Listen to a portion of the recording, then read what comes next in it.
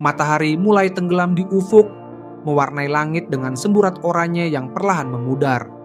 Jalanan tanah berdebu membentang di depan mobil tua yang dikendarai Raka, mengeluarkan bunyi berderit setiap kali roda menghantam kerikil. Di dalam mobil, suasana penuh canda tawa, meski ada sedikit ketegangan yang tak terucapkan. Raka dengan tangan kokoh memegang kemudi, sesekali melirik ke kaca spion, memastikan ketiga temannya baik-baik saja. "Serius, Ra? Rumah buyutmu ini beneran angker ya?" tanya Dimas dari kursi belakang, sambil mengunyah keripik kentang dengan suara berisik. Wajahnya penuh senyum nakal, tapi matanya menyapu pemandangan di luar jendela. Sawah luas yang mulai diselimuti kabut tipis. Raka hanya terkekeh, menggelengkan kepala. "Itu cuman omong kosong orang desa, Mas. Buyutku orang kaya, rumahnya gede, jadi orang pada bikin cerita biar seru. Hantu-hantu itu cuman karangan." Suaranya penuh keyakinan, tapi ada nada kecil yang seolah ingin meyakinkan dirinya sendiri. Di samping Dimas, Sari memeluk tas ranselnya erat. Pandangannya terpaku pada jalanan yang semakin sempit. Rambut panjangnya yang dikuncir kini sedikit berantakan karena angin yang masuk dari jendela yang sedikit terbuka. "Aku sih nggak yakin, Ra," katanya pelan. "Kata orang, rumah tua itu selalu punya cerita, apalagi yang udah puluhan tahun ditinggalin." Lina, adik Sari yang duduk di sampingnya, langsung memotong dengan nada cemas. Jangan ngomong gitu dong, Kak. Aku ikut cuma karena nggak mau ditinggal di rumah loh. Kalau beneran ada hantu, aku pulang sekarang juga." Wajahnya yang masih polos memerah, dan tangannya mencengkeram lengan Sari erat. Dimas tertawa keras, hampir tersedak keripiknya. "Tenang, Lin. Kalau ada hantu, aku yang gebuk duluan. Kan aku paling jago main tinju-tinju di arcade." Sari hanya menghembuskan napas, tapi sudut bibirnya sedikit naik. Raka menoleh sekilas ke arahnya melalui kaca spion. "Santai, Sari. Kita cuma mau libur akhir pekan, nikmatin suasana desa. Nggak ada hantu-hantuan di rumah buyutku." Mobil akhirnya berhenti di depan gerbang besi tua yang berkarat. Setengah tertutup tanaman merambat yang sudah mengering. Di balik gerbang berdiri sebuah rumah besar dengan dinding kayu yang memudar, atap genting yang beberapa bagiannya retak, dan jendela-jendela gelap yang seolah memandang mereka. Rumah itu tampak megah, tapi ada sesuatu yang membuat bulu kuduk merinding. Mungkin karena kesunyian yang menyelimutinya, atau kabut yang mulai merayap dari hutan di belakang rumah. "Wow," gumam Dimas, kali ini tanpa candaan. "Ini rumah apa makam keluarga, Ra?" Raka mematikan mesin mobil dan membuka pintu. "Makanya kalian harus lihat sendiri. Dalamnya biasa aja kok. Ayo bantu bawa barang." Mereka turun dari mobil, masing-masing membawa tas dan beberapa dus berisi makanan. Angin malam mulai bertiup, membawa aroma tanah basah dan sesuatu yang samar, seperti bau bunga kering. Saat mereka mendekati pintu utama, sebuah sosok muncul dari samping rumah. Seorang wanita tua dengan kain kebaya lusuh dan selendang menutupi sebagian wajahnya. Matanya tajam, hampir menusuk, tapi suaranya lembut saat berbicara. "Kalian cucunya Pak Wiryo, ya?" tanyanya, menatap Raka dengan pandangan yang sulit dibaca. "Aku Mbok Rahmi yang jaga rumah ini." Raka mengangguk, tersenyum sopan. "Iya, Mbok. Kami cuma mau nginep beberapa hari. Terima kasih udah jaga rumah ini." Mbok Rahmi tidak membalas senyuman itu. Ia hanya melangkah mendekat. Tangannya yang keriput memegang gagang pintu kayu yang berderit saat dibuka. "Masuklah, tapi ingat, jangan keluar rumah setelah tengah malam. Desa ini lain kalau malam." Lina menelan ludah, langsung bersembunyi di belakang Sari. "Lain gimana, Mbok?" tanyanya dengan suara hampir bergetar. Mbok Rahmi tidak menjawab. Ia hanya menatap mereka satu persatu, lalu berbalik masuk ke dalam rumah, meninggalkan pintu terbuka lebar. Raka mengangkat bahu, berusaha meredakan ketegangan. "Udah, jangan dipikirin. Orang tua kan suka bikin peraturan aneh. Ayo masuk, nah kita beres-beres." Di dalam rumah itu terasa lebih dingin dari yang mereka bayangkan. Lorong panjang dengan lantai kayu yang berderit menyambut mereka, diterangi lampu temaram yang berkedip-kedip. Di dinding, foto-foto keluarga tua dalam bingkai usang seolah mengawasi setiap langkah mereka. Bau kayu lapuk bercampur dengan sesuatu yang manis, seperti aroma kemenyan yang sudah lama padam. Mereka memilih kamar di lantai 1, tidak ingin menjelajahi rumah terlalu jauh malam ini. Saat matahari benar-benar hilang dan malam menyelimuti desa, mereka duduk di ruang tamu, mencoba menghibur diri dengan cerita dan tawa. Dimas mulai menceritakan lelucon tentang hantu yang buruk rupa, tapi tiba-tiba tawa mereka terhenti. Dari luar rumah, samar-samar terdengar suara tawa anak-anak. Tawa yang ceria, tapi aneh, seperti bergema dari tempat yang jauh. Sari menoleh ke jendela, wajahnya memucat. "Kalian dengar itu?" Raka mengerutkan kening, bangkit dan membuka jendela. Angin dingin masuk, tapi suara tawa itu lenyap seketika. Di luar, hanya ada kegelapan dan kabut yang semakin tebal. "Nggak ada apa-apa," katanya, menutup jendela dengan cepat. Tapi saat ia berbalik, ia melihat Lina menatapnya dengan mata membelalak. "Aku tadi lihat sesuatu di jendela, Kak," bisik Lina. "Bayangan kayak orang berdiri di luar." Dimas tertawa, tapi kali ini terdengar dipaksakan. "Bayangan pohon kali, Lin, jangan lebay." Namun, di sudut ruangan, Sari memeluk dirinya sendiri, merasakan hawa dingin yang tidak wajar. Ia tidak bilang apa-apa, tapi matanya terus melirik ke arah lorong gelap di ujung ruangan, tempat bayangan seolah bergerak perlahan. Malam pertama di rumah buyut baru saja dimulai. Cahaya pagi menyelinap melalui celah-celah jendela berdebu, mencoba menerangi ruang tamu yang masih terasa dingin meski malam telah berlalu. Raka bangun lebih dulu, duduk di sofa usang sambil memandang foto keluarga tua yang tergantung miring di dinding. Wajah-wajah dalam bingkai itu tampak asing, tapi ada satu foto yang menarik perhatiannya.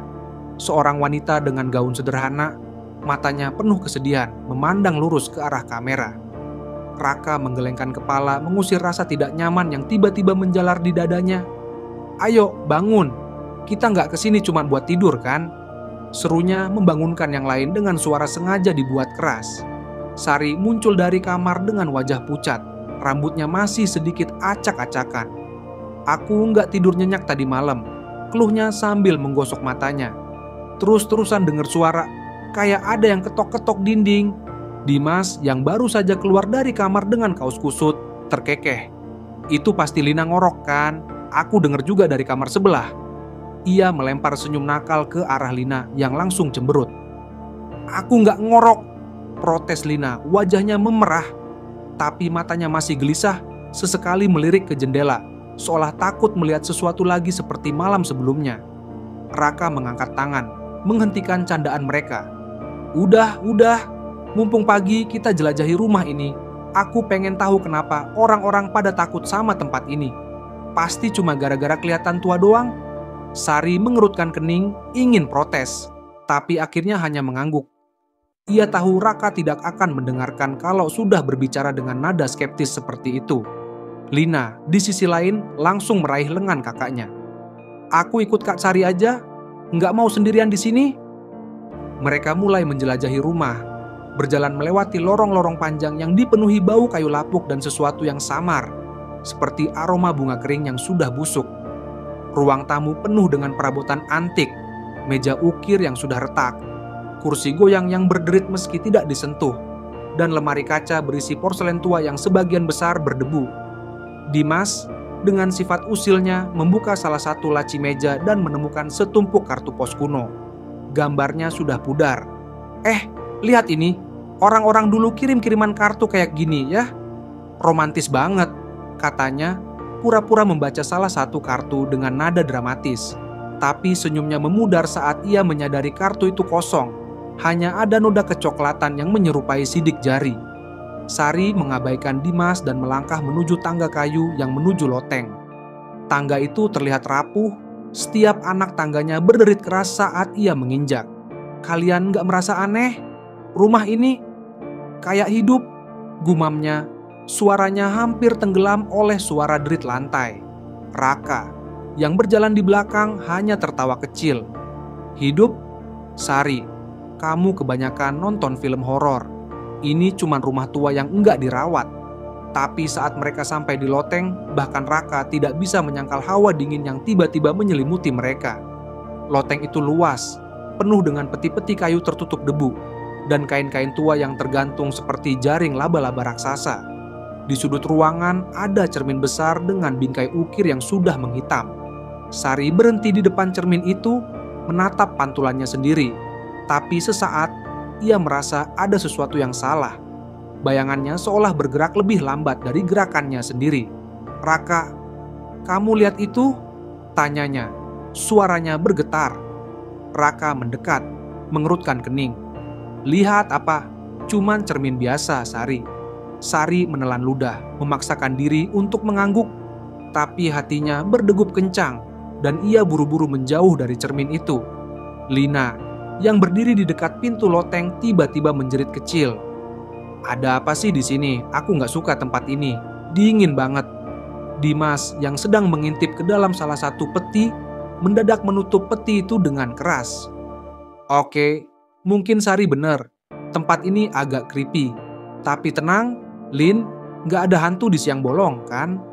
Ia mencoba tersenyum, tapi nadanya tidak seyakin biasanya.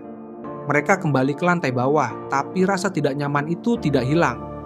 Di lorong belakang, mereka menemukan sebuah pintu kayu yang berbeda dari yang lain. Ukirannya lebih rumit, dengan gagang besi yang berkarat. Raka mencoba membukanya, tapi pintu itu tidak bergeming. Bahkan saat ia mendorong dengan keras. "Kunci mana ya?" gumamnya, lebih pada diri sendiri. Sari menatap pintu itu dengan tatapan gelisah. "Mungkin kita nggak seharusnya buka pintu ini, Ra." Lina mengangguk cepat, sudah setengah berlari menjauh dari lorong. "Iya, aku setuju sama Kak Sari. Pulang aja yuk." Dimas menyeringai, tapi kali ini candaannya terdengar dipaksakan. "Pintu terkunci, hantu terkunci. Aman kan?" Raka mengabaikan mereka, masih memandang pintu dengan rasa penasaran yang bercampur sesuatu yang tidak bisa ia jelaskan. "Nanti kita tanya Mbok Rahmi, pasti dia tahu." Malam kedua tiba lebih cepat dari yang mereka duga. Mereka duduk di kamar Lina, mencoba menghibur diri dengan permainan kartu yang dibawa Dimas. Tapi suasana tidak selezat malam sebelumnya.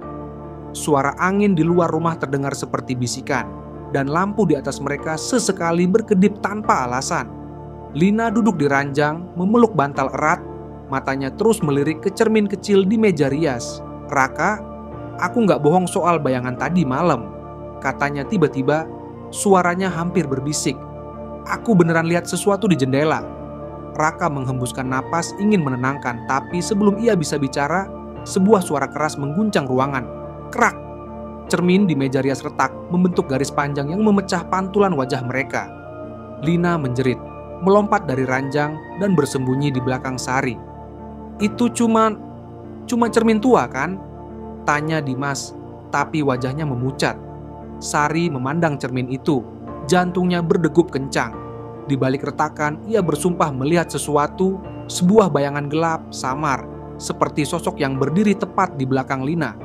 Tapi saat ia mengedip, bayangan itu hilang. "Raka," katanya pelan, suaranya penuh ketakutan. "Kita nggak sendirian di rumah ini." Pagi itu rumah buyut terasa lebih berat, seolah udara di dalamnya menolak untuk bergerak. Cahaya matahari yang masuk melalui jendela-jendela kotor hanya membuat bayangan di dinding semakin tajam, seperti garis-garis yang mengintai setiap gerakan mereka. Raka duduk di meja makan, menatap cermin kecil yang retak semalam, yang kini mereka pindahkan ke ruang tamu agar Lina tidak terus ketakutan. Ia mencoba mencari alasan logis, mungkin cermin itu sudah rapuh, atau suhu malam yang dingin membuatnya pecah. Tapi di sudut pikirannya, ada keraguan kecil yang mulai menggerogoti keyakinannya.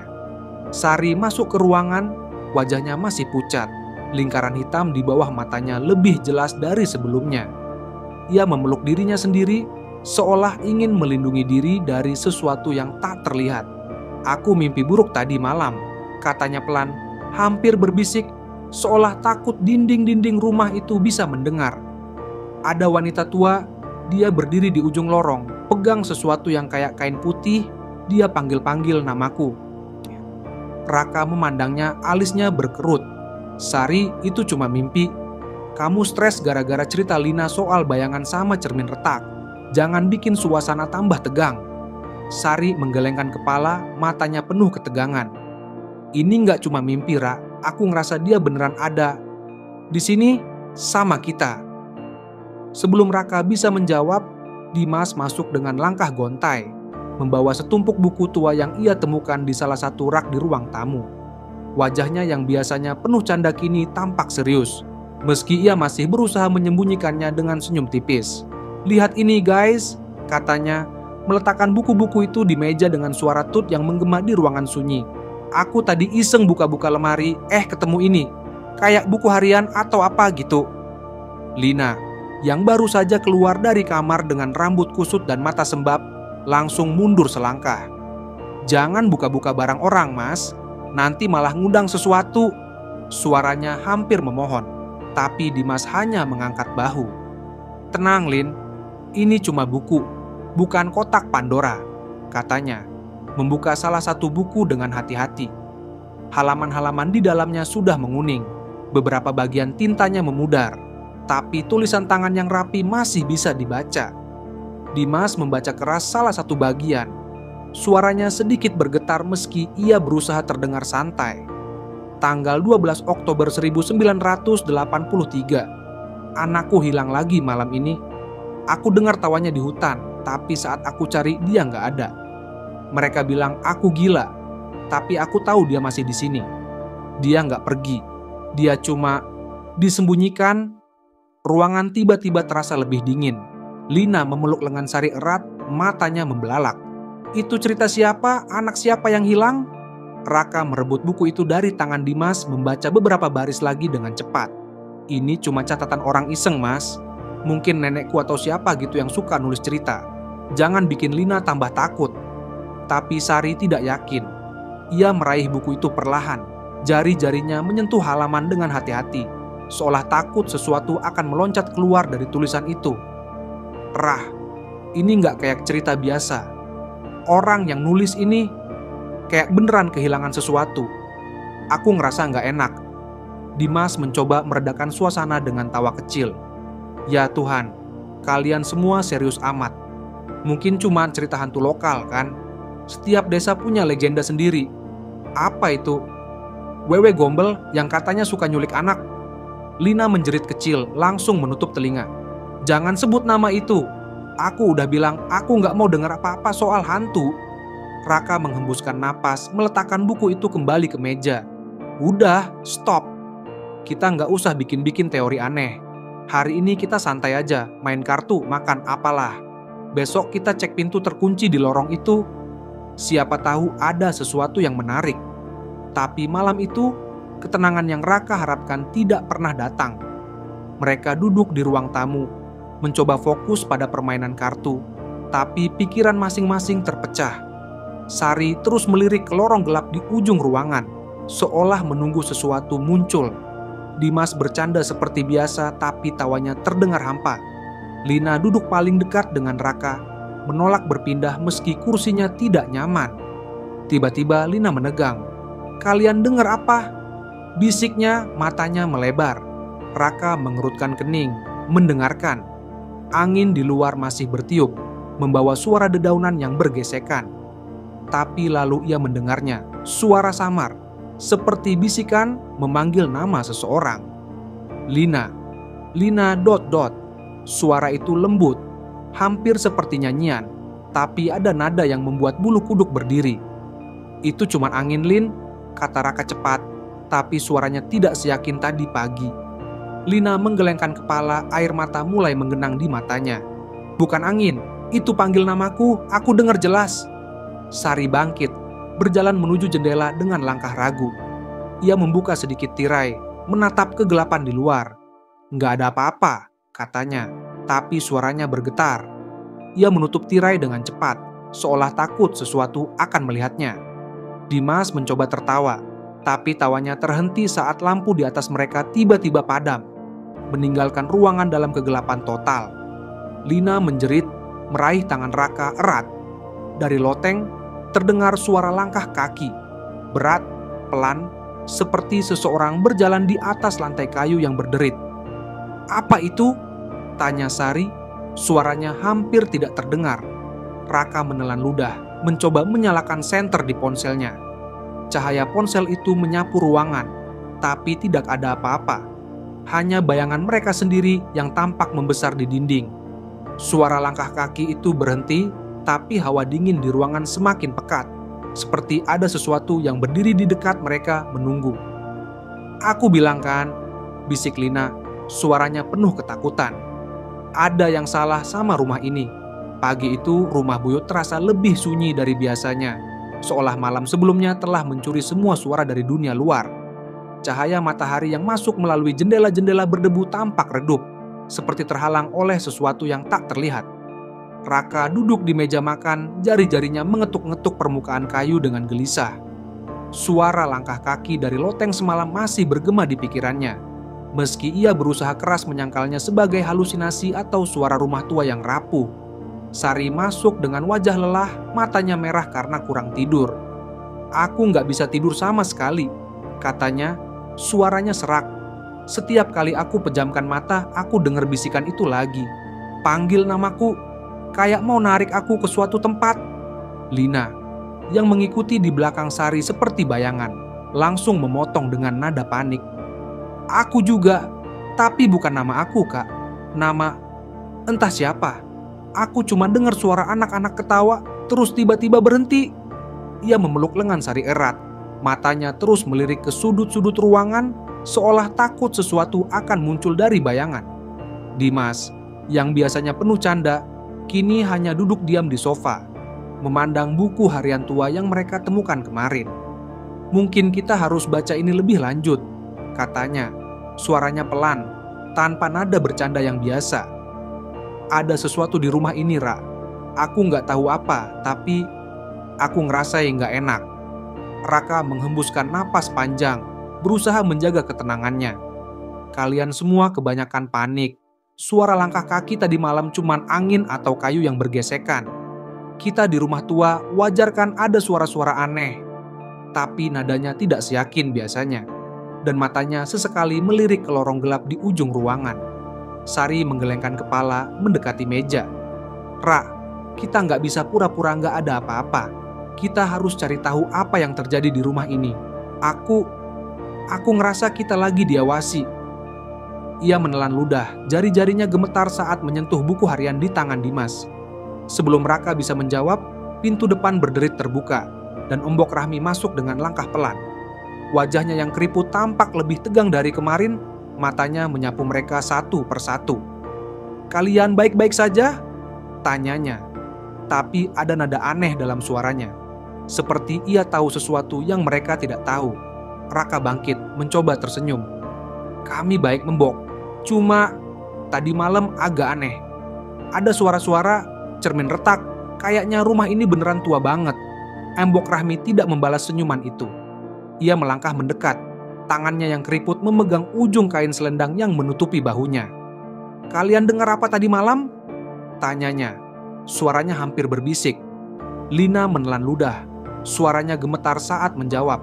"Langkah kaki di loteng. Sama bisikan. Aku takut, Mbok. Apa bener rumah ini angker?" Embok Rahmi menatap Lina lama, lalu menghembuskan napas dalam. "Kalian nggak seharusnya datang ke sini," katanya, suaranya penuh penyesalan. "Tapi kalau kalian sudah dengar, aku nggak bisa bohong lagi. Duduklah, aku ceritakan apa yang aku tahu." Mereka berkumpul di ruang tamu, duduk dalam lingkaran yang tegang. Embok Rahmi berdiri di depan mereka, matanya memandang ke lantai seolah menghindari sesuatu. "Rumah ini dulu punya keluarga besar," mulainya, suaranya pelan tapi berat. "Tapi ada satu cerita yang nggak pernah dilupain desa ini. Cerita tentang Sumiati." "Sumiati?" tanya Raka, alisnya berkerut. Nama itu terasa asing, tapi entah kenapa membuat bulu kuduknya berdiri. Embok Rahmi mengangguk. "Dia tinggal di rumah ini puluhan tahun lalu. Wanita baik, tapi hidupnya penuh duka. Dia punya anak, satu-satunya yang dia sayang lebih dari apapun. Tapi anak itu hilang. Warga desa bilang anak itu mati, tapi Sumiati nggak percaya. Dia cari anaknya setiap malam, teriak-teriak di hutan sampai orang-orang bilang dia gila." Sari menahan napas, tangannya mencengkeram lengan kursi. "Terus, apa yang terjadi sama dia?" Embok Rahmi menunduk, suaranya semakin pelan. "Sumiati bunuh diri di rumah ini, di loteng. Dia nggak bisa terima anaknya pergi, tapi arwahnya nggak pernah pergi. Orang-orang bilang dia jadi wewe gombel, nyari anak-anak buat gantiin anaknya yang hilang. Ruangan tiba-tiba terasa lebih dingin. Lina menutup mulutnya, air mata mulai menggenang di matanya. Dimas menelan ludah. Tangannya tanpa sadar mencengkeram buku harian di pangkuannya. Bahkan Raka yang selalu skeptis tidak bisa menyembunyikan kegeraman di wajahnya.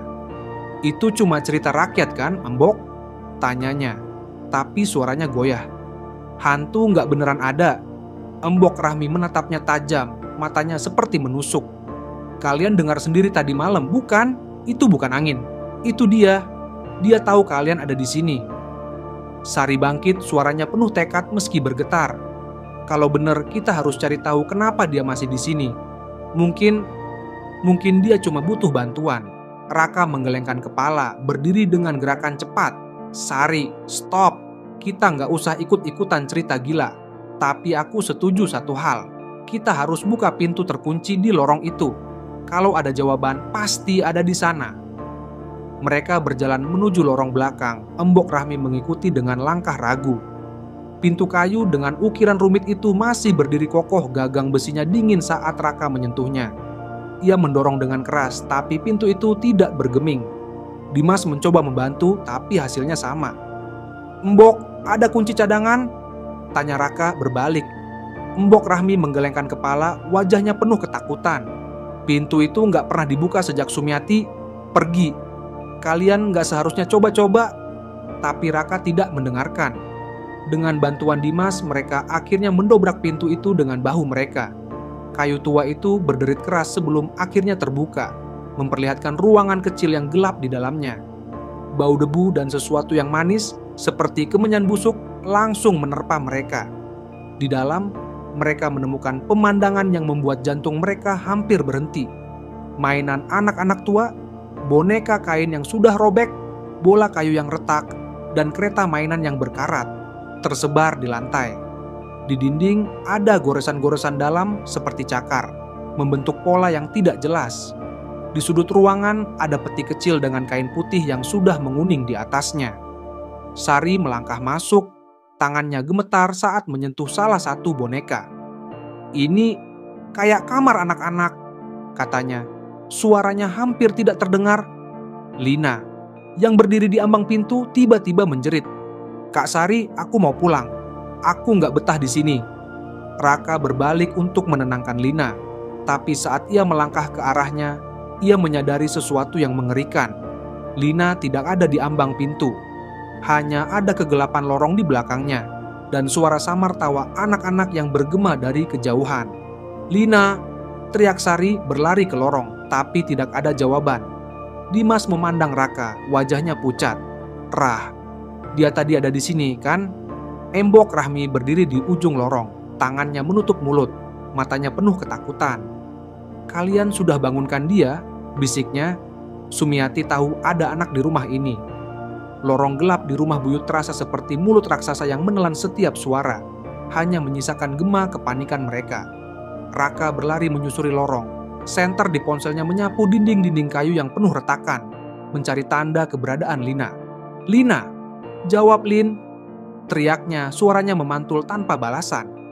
Di belakangnya, Sari dan Dimas mengikuti dengan langkah tergesa, napas mereka tersengal. "Ini nggak bener, Ra!" kata Dimas, suaranya penuh ketegangan yang tidak biasa. "Dia tadi ada di depan pintu, nggak mungkin hilang gitu aja." Untuk pertama kalinya, nada candaannya benar-benar lenyap, digantikan oleh keringat yang membasahi dahinya. Sari berhenti sejenak, tangannya mencengkeram dinding untuk menahan tubuhnya yang gemetar. "Aku bilang dari awal, Ra, kita nggak sendirian di sini," katanya. Matanya liar menatap kegelapan. "Itu Sumiati, wewe gombel. Dia ambil Lina." Raka berbalik, wajahnya memerah karena frustrasi. "Sari, stop bilang gitu. Lina cuma ketakutan dan lari ke suatu tempat. Kita cari dia sekarang." Tapi di balik nada tegasnya ada keraguan yang mulai merayap. Suara tawa anak-anak yang mereka dengar sebelumnya masih bergema di kepalanya, terlalu nyata untuk diabaikan. Embok Rahmi berdiri di ujung lorong. Sosoknya hampir tenggelam dalam bayangan.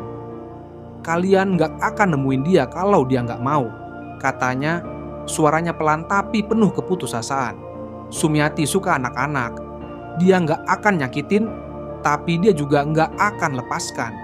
Apa maksudnya, Mbok? Bentak Dimas melangkah mendekat. Kalau tahu sesuatu, bilang sekarang. Lina adik teman kita. Ambok Rahmi hanya menggelengkan kepala, matanya menunduk. Cari di loteng. Kalau dia bawa anak ke sana, kalian masih punya waktu. Tanpa menunggu lagi, Raka berlari menuju tangga kayu yang menuju loteng, diikuti Sari dan Dimas. Setiap anak tangga berderit keras di bawah kaki mereka, seperti jeritan rumah yang menolak kehadiran mereka. Hawa di loteng terasa lebih berat dari sebelumnya, seperti udara yang dipenuhi sesuatu yang hidup, mengintai dari sudut-sudut gelap. Cahaya senter Raka menyapu peti-peti tua dan kain-kain yang tergantung, tapi tidak ada tanda Lina. "Lina!" panggil Sari, suaranya pecah karena ketakutan. "Kamu di mana?" Jawab, "Lin." Tiba-tiba dari sudut loteng mereka mendengar suara tangisan pelan. Tangisan itu lemah, seperti suara anak kecil yang tersesat, tapi ada sesuatu yang salah. Nada yang terlalu lembut, terlalu terputus-putus. Raka mengarahkan senter ke arah suara itu, dan jantungnya hampir berhenti. Di sudut ruangan, di bawah kain tua yang tergantung, ada bayangan kecil yang meringkuk. Itu Lina. "Lin!" Raka berlari mendekat, tapi Sari menahannya. Tangannya mencengkeram lengan Raka erat. "Tunggu, Ra!" bisiknya, matanya membelalak. Ada sesuatu di belakang dia. Raka memicingkan mata, mencoba melihat melalui kegelapan. Dan lalu ia melihatnya. Bayangan lain, lebih tinggi, lebih gelap, berdiri tepat di belakang Lina. Sosok itu tidak jelas, seperti asap yang membentuk tubuh manusia, tapi matanya, 2 titik putih yang menyala dalam kegelapan, menatap mereka dengan intensitas yang membuat tulang punggung mereka membeku. Dimas mundur selangkah, suaranya bergetar. Apa itu?" Sebelum siapapun bisa menjawab, bayangan itu bergerak. Kain-kain di loteng tiba-tiba bergoyang, seperti ditiup angin yang tidak ada. Suara tawa mengerikan, campuran antara tangisan dan cekikikan, menggema di seluruh ruangan, membuat telinga mereka sakit. Lina mengangkat kepala, matanya kosong, mulutnya bergerak pelan mengucapkan kata-kata yang tidak mereka mengerti. Ibu baik," gumam Lina, suaranya seperti orang yang sedang bermimpi. Sari menjerit, berlari mendekati Lina meski Raka mencoba menahannya. "Lina, bangun! Itu bukan ibu." Tapi saat ia mendekat, bayangan di belakang Lina menjadi lebih jelas. Sosok itu kini terlihat seperti wanita tua dengan rambut panjang kusut yang menjuntai hingga lantai. Wajahnya pucat dengan mulut yang terbuka lebar, memperlihatkan gigi-gigi yang tidak wajar. Wewe Gombel. Sosok itu mengulurkan tangan. Jari-jarinya yang panjang dan bengkok hampir menyentuh Lina. "Anakku," bisiknya, suaranya seperti angin yang membawa bau kematian. "Kau milikku sekarang." Raka bergerak cepat, menarik Lina dari lantai dan mendorongnya ke arah Dimas. "Bawa dia keluar, Mas. Sekarang!" teriaknya, berdiri di depan Sari untuk melindungi. Dimas dengan wajah pucat meraih Lina dan setengah menyeretnya menuju tangga. Tapi Wewe Gombel tidak tinggal diam. Sosok itu melayang mendekat. Tubuhnya seolah menyatu dengan bayangan di loteng. Cermin tua di sudut ruangan tiba-tiba retak, pecahannya berhamburan ke lantai. Peti-peti kayu bergoyang sendiri, seperti dipukul dari dalam. Sari, yang masih berdiri di dekat Raka, tiba-tiba pingsan. Tubuhnya ambruk ke lantai dengan suara tut. Raka berbalik, panik, mencoba mengangkatnya. "Sari, bangun!" Tapi matanya tidak bisa lepas dari Wewe Gombel, yang kini hanya beberapa langkah darinya. Matanya yang menyala menatap lurus ke dalam jiwanya. "Kalau kau bukan anakku," bisik sosok itu, suaranya penuh amarah, "maka kau tak pantas di sini." Raka merasa dadanya sesak, seperti ada tangan tak terlihat yang mencengkeram jantungnya. Tapi sebelum Wewe Gombel bisa mendekat lagi, suara jeritan Lina dari tangga memecah keheningan. "Kak Sari, Kak Raka, lari!" Jeritan itu seolah membuyarkan sesuatu. Wewe Gombel berbalik, tubuhnya melebur ke dalam bayangan, dan tawa mengerikannya memudar perlahan. Loteng kembali sunyi. hanya menyisakan suara napas mereka yang tersengal dan derit lantai yang masih bergema. Raka mengangkat Sari yang mulai sadar, setengah menyeretnya menuruni tangga. Di lantai bawah, Dimas memeluk Lina yang menangis histeris. Wajahnya penuh ketakutan. Dia beneran ada. Gumam Dimas, suaranya pecah. Aku lihat matanya, Ra. Itu nggak manusia. Sari membuka mata perlahan, wajahnya pucat seperti kain. Kita harus lakuin sesuatu, bisiknya meski tubuhnya masih gemetar. Kita nggak bisa lari. Dia nggak akan biarin kita pergi. Raka menatap mereka, jantungnya masih berdegup kencang. Untuk pertama kalinya, ia tidak bisa menemukan kata-kata untuk menyangkal apa yang baru saja mereka alami. Loteng itu, sosok itu, tawa itu, semuanya terlalu nyata. Loteng rumah buyut terasa seperti jantungan yang berhenti berdetak. Setiap sudutnya dipenuhi kegelapan yang seolah hidup, bergerak bersama napas mereka yang tersengal. Raka masih memeluk Sari yang baru sadar. Wajahnya pucat seperti kertas, sementara Dimas berlutut di dekat Lina, mencoba menenangkan adik temannya yang terus menggigil. Tangisan Lina masih bergema pelan, tapi kata-kata yang keluar dari mulutnya membuat bulu kuduk mereka berdiri. Ibu bilang aku boleh tinggal. Gumam Lina, matanya kosong, menatap ke arah sudut loteng yang gelap. Dia baik, dia cuma pengen aku aman. Lina, bangun, bentak Dimas, mengguncang bahunya dengan panik. Itu bukan ibu, itu hantu. Suaranya pecah, penuh ketakutan yang tidak lagi bisa disembunyikan. Raka meletakkan Sari dengan hati-hati di lantai, memastikan ia cukup kuat untuk duduk sendiri, lalu berbalik ke arah Lina. Mas, bawa Sari ke bawah, aku urus Lina, katanya, suaranya tegas meski jantungnya berdegup kencang. Ia tidak tahu apa yang harus dilakukan, tapi satu hal pasti, ia tidak akan membiarkan temannya direnggut oleh apapun yang ada di loteng ini. Dimas ragu sejenak, matanya melirik ke arah tangga yang gelap, tapi akhirnya mengangguk. Jangan lama, Ra, tempat ini nggak beres. Ia membantu Sari berdiri, setengah menyeretnya menuruni tangga yang berderit keras di bawah langkah mereka.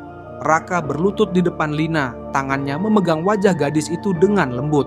Lin, dengar aku, kamu harus bangun, kita harus keluar dari sini. Tapi sebelum Lina bisa menjawab, udara di loteng tiba-tiba berubah, lebih dingin, lebih berat, seperti ada sesuatu yang menekan dada mereka. Senter di tangan Raka berkedip-kedip, lalu padam sepenuhnya, meninggalkan mereka dalam kegelapan yang pekat. Dari sudut loteng, suara tawa mengerikan itu muncul lagi. Tawa yang bukan milik manusia, campuran antara cekikikan anak-anak dan raungan penuh duka. Raka merasakan hawa dingin menyapu lehernya, seperti jari-jari tak terlihat yang menyentuh kulitnya. Ia berbalik perlahan, dan di sana, di tengah kegelapan, ia melihatnya, Wewe Gombel. Sosok itu tidak lagi samar seperti sebelumnya. Wanita tua dengan rambut panjang kusut yang menjuntai hingga lantai. Wajahnya pucat seperti mayat, dengan mulut yang terbuka lebar memperlihatkan gigi-gigi yang runcing. Matanya, dua titik putih yang menyala, menatap lurus ke arah Lina, penuh kerinduan yang mengerikan. Tangannya yang panjang dan bengkok terulur, mencoba meraih Lina yang masih duduk membeku di lantai. Anakku, bisik Wewe Gombel, suaranya seperti angin yang membawa bau tanah basah dan kemenyan busuk. Kau tak akan pergi lagi. Raka bergerak cepat, menarik Lina ke belakangnya dan berdiri sebagai penghalang. Tinggalkan dia, teriaknya. Suaranya penuh keberanian yang ia sendiri tidak yakin dari mana asalnya. Dia bukan milikmu. Wewe Gombel memiringkan kepala, matanya beralih ke Raka. Untuk sesaat ada kilasan kemarahan di wajahnya, tapi lalu ia tersenyum-senyum yang membuat darah Raka membeku. Kau tidak mengerti, katanya, suaranya bergema seperti dari dalam sumur yang dalam. Aku hanya ingin melindungi. Lina tiba-tiba menjerit, meronta dari pelukan Raka. Biarkan aku pergi. Dia bilang aku bisa tinggal. Dia nggak akan sakitin aku. Matanya masih kosong, seperti terhipnotis oleh sesuatu yang hanya ia bisa lihat. Raka memegang Lina lebih erat, menolak melepaskan. Tapi Wewe Gombel melayang mendekat, tubuhnya seolah tidak menyentuh lantai. Rambutnya bergoyang seperti ular hidup. Peti-peti di loteng berguncang keras, kain-kain tua beterbangan, dan cermin yang sudah retak di sudut ruangan pecah menjadi serpihan kecil yang berkilau di kegelapan. Raka merasa tubuhnya membeku, seperti ada kekuatan tak terlihat yang mencoba menariknya ke dalam bayangan. Tiba-tiba, suara langkah kaki terdengar dari tangga.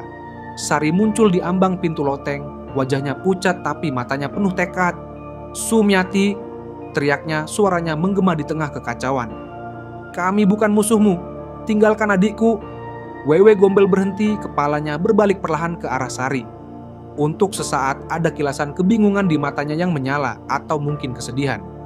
"Kau tahu namaku?" bisiknya, suaranya kini lebih lembut, tapi tetap mengerikan. Sari menelan ludah, melangkah maju meski kakinya gemetar. "Aku tahu kau kehilangan anakmu. Aku tahu kau kesepian. Tapi Lina bukan anakmu. Biarkan dia pergi, Sumiati. Kami cuma mau bantu." Raka memandang Sari dengan kaget, tidak menyangka keberanian temannya di saat seperti ini. Lina, yang masih meronta di pelukannya, tiba-tiba diam. Matanya berkedip seperti baru sadar dari mimpi. Kak Sari," gumamnya, suaranya lemah. Wewe Gombel tidak bergerak, tapi udara di loteng semakin dingin, seperti es yang meresap ke tulang mereka.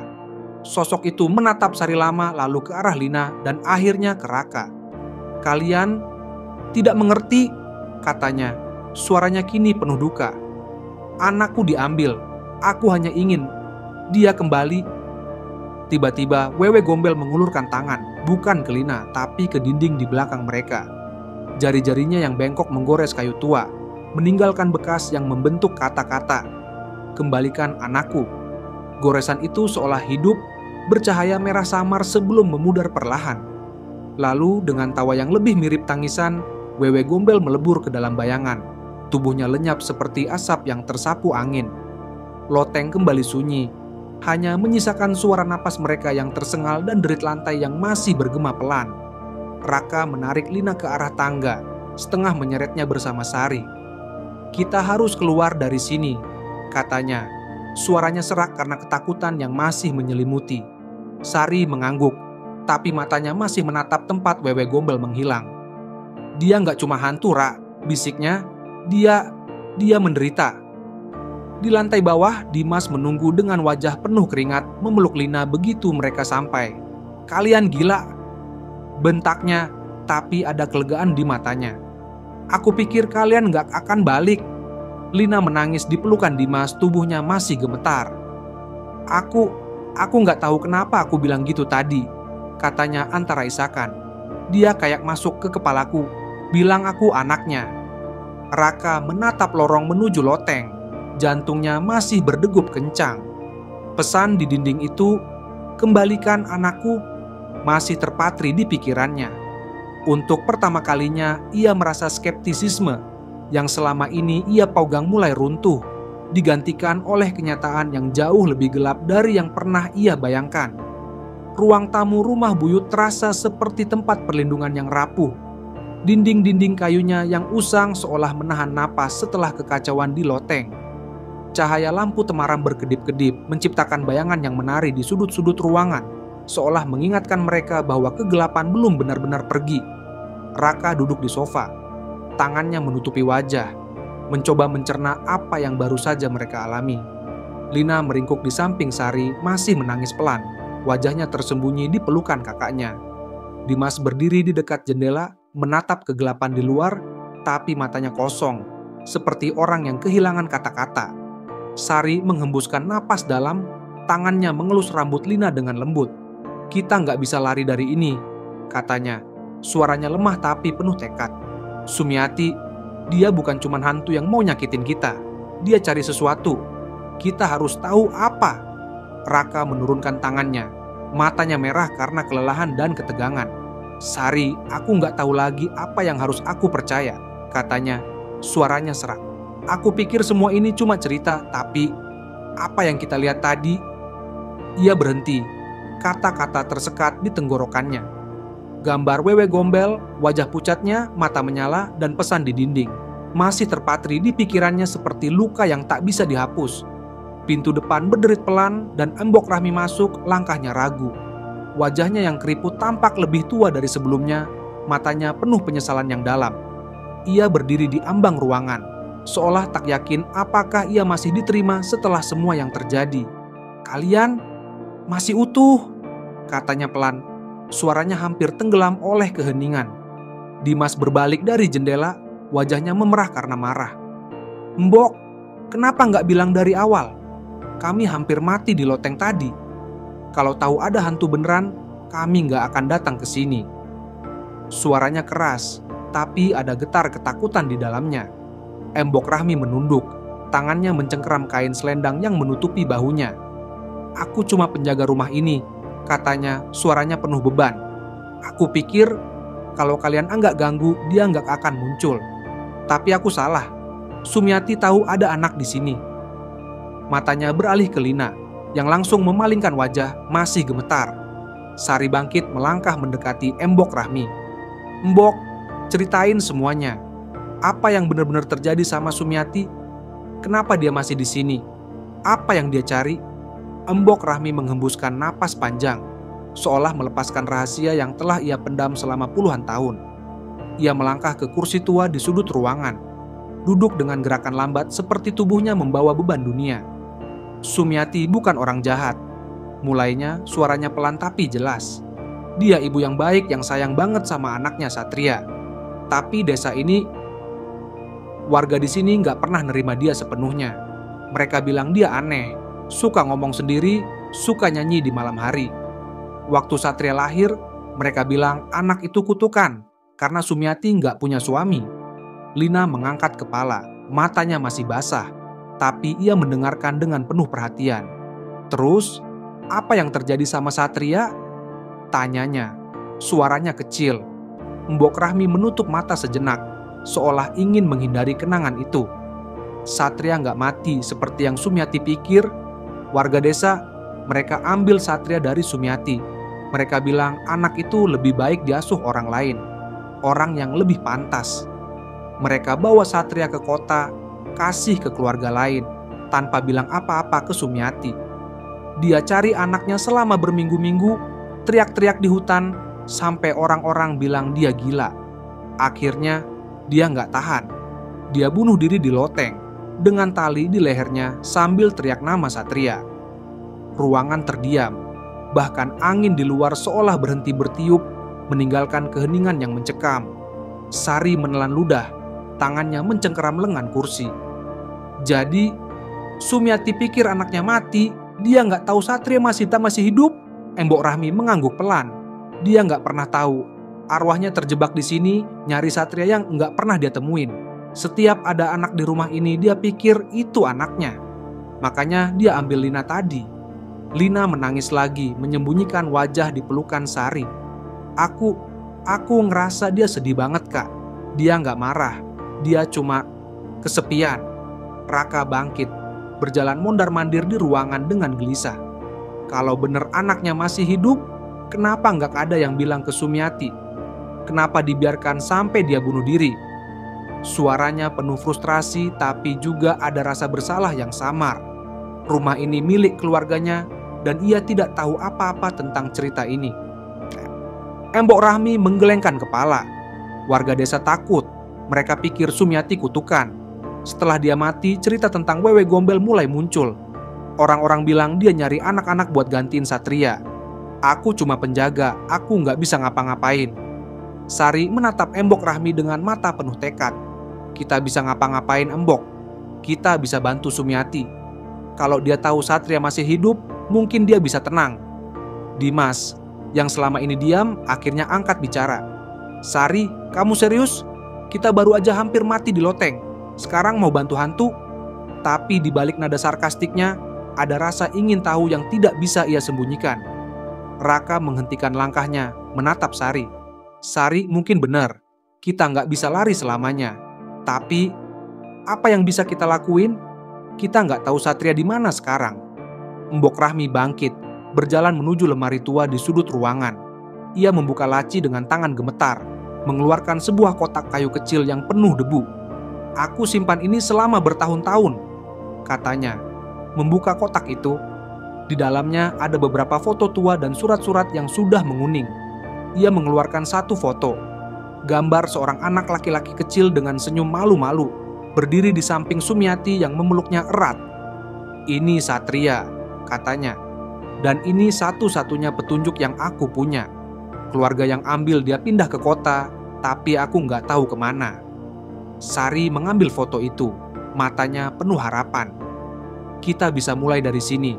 Kalau kita kasih tahu Sumiati bahwa Satria nggak mati, mungkin dia akan berhenti." Mbok Rahmi mengangguk pelan. "Tapi kalian harus hati-hati. Sumiati nggak selalu dengar alasan. Kalian harus kasih dia bukti sesuatu yang dia percaya." Raka menghembuskan napas mengangguk. "Oke, kita coba. Tapi kita harus kasih tahu dia dengan cara yang enggak bikin dia ngamuk lagi." Sari menoleh ke arah Lina yang kini sedikit lebih tenang.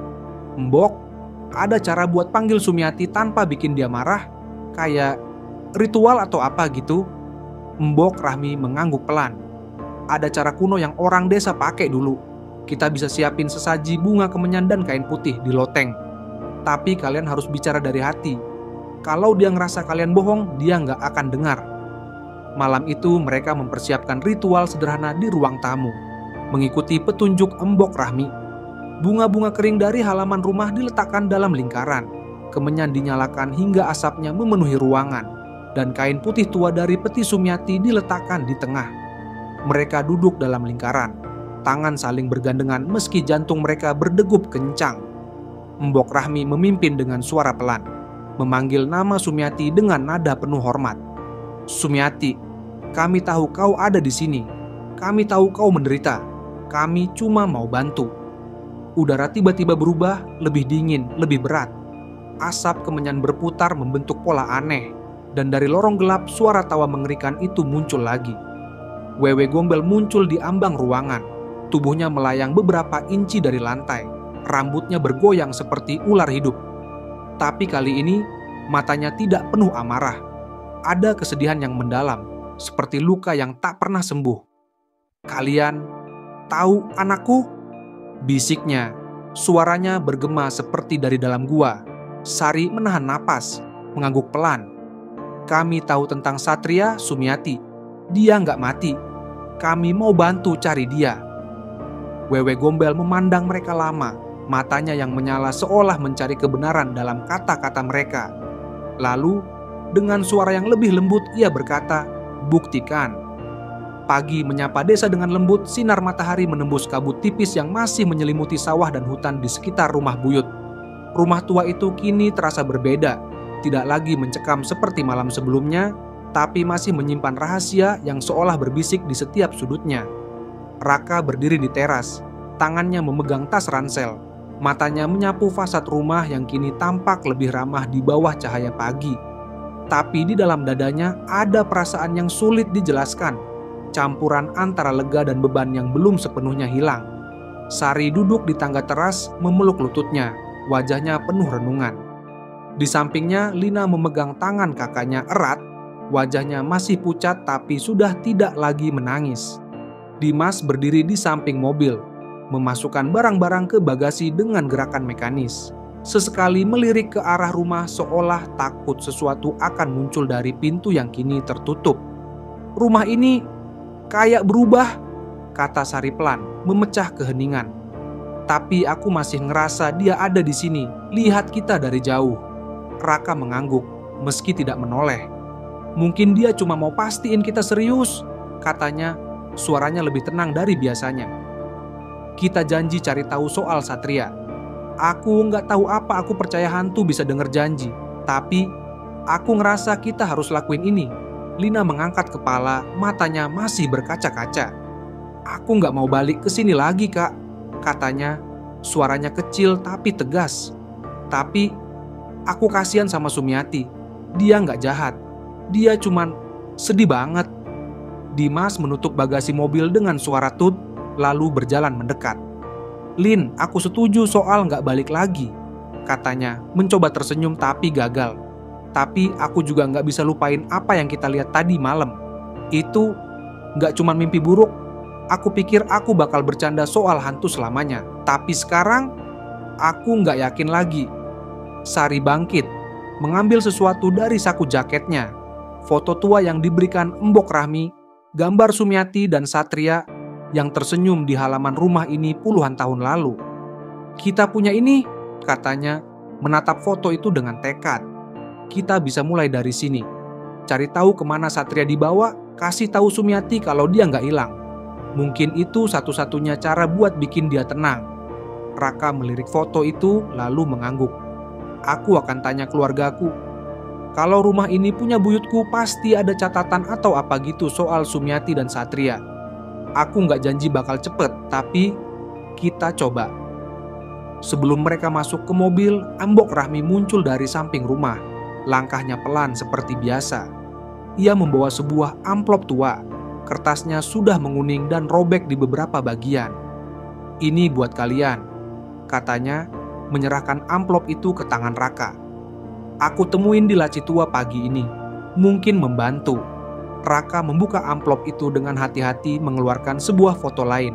Bukan Satria kecil, tapi seorang pria muda, mungkin berusia akhir 20-an, dengan wajah yang samar-samar mirip dengan anak laki-laki di foto sebelumnya. Di belakang foto ada tulisan tangan yang pudar, "Satria, 1995. Raka mengerutkan kening, jantungnya berdetak lebih cepat.